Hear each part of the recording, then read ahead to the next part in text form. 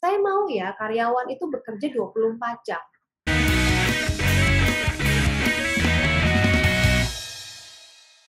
Sekitar 1 hari yang lalu saya bertemu dengan salah satu coach saya. Dan kami sempat berdiskusi karena kebetulan saat itu adalah sesi coaching dengan beliau. Dan salah satu hal yang sempat dia sampaikan ke saya adalah dia lagi sebel banget. Sebel sama atasannya, yaitu salah satu BOD di perusahaan.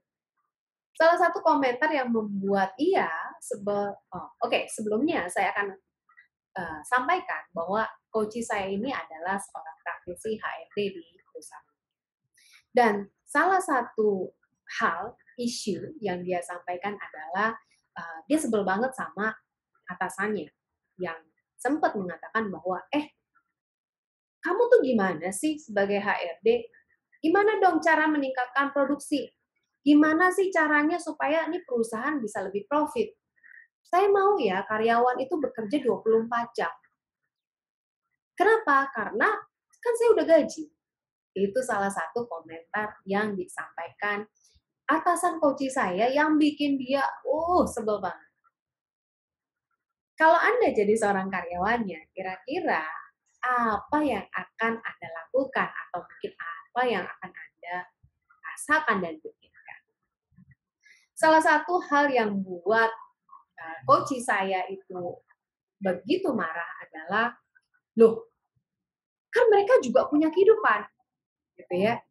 Kan mereka juga ada hal-hal yang mereka harus lakukan, nggak cuma ngomongin perusahaan aja. Nanti lama-lama mereka stres, lama-lama kehidupannya nggak balance dan seterusnya. Terus kemudian isu yang kedua adalah, tahu nggak Bu, karyawan di perusahaan saya belum dibayar layak. Saya tuh sampai pusing banget itu komentarnya. Kenapa?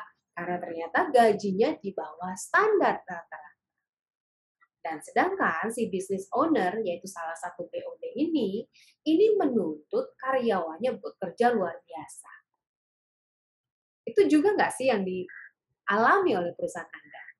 Jangan-jangan Anda juga mengalami yang sama. Banyak sekali business owner, ya saya tidak mengatakan satu perusahaan ya, tapi beberapa yang saya temukan mengalami kondisi yang sama.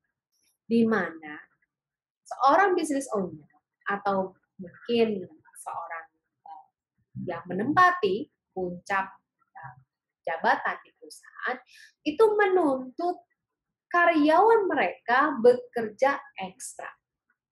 Kalau perlu lembur, kalau perlu, pokoknya kalau diperlukan mereka harus hadir.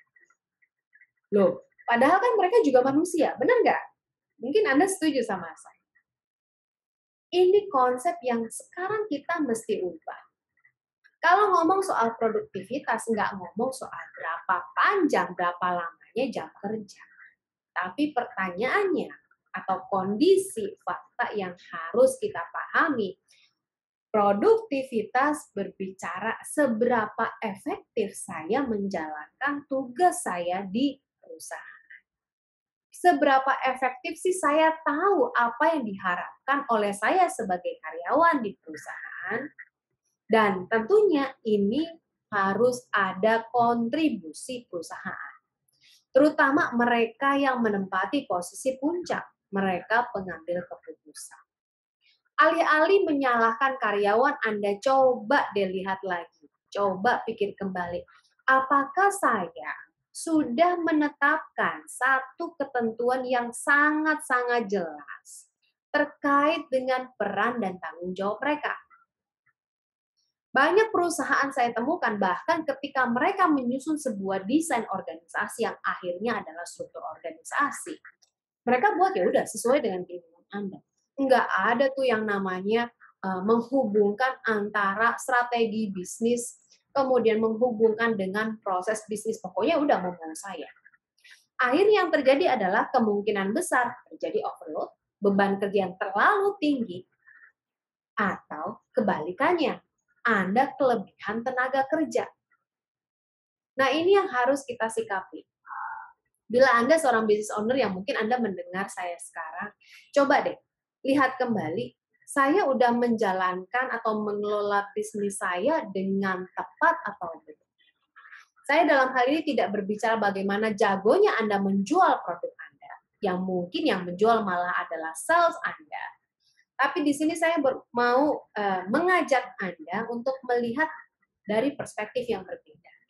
Bagaimana saya bisa mengelola tim saya, mengelola SDM saya di perusahaan, sehingga mereka bisa benar-benar mendukung apa yang saya inginkan, yang notabene berhubungan dengan tujuan dan arah strategis perusahaan. Jadi daripada sekarang kemudian, Anda menyalahkan orang HRD Anda, atau mungkin Anda sebagai tim HRD jadi stres gitu ya, karena apa yang dilakukan oleh atasan Anda yang juga business owner.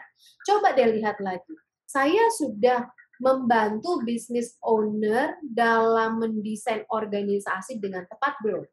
Kalau belum, maka hari ini saatnya Anda mereview kembali, duduk bareng antara si business owner atau si CEO atau direktur dengan Anda mungkin tim SDM, atau misalnya Anda belum punya tim SDM, coba deh dilihat, saya benar-benar udah mendesain organisasi yang tepat belum?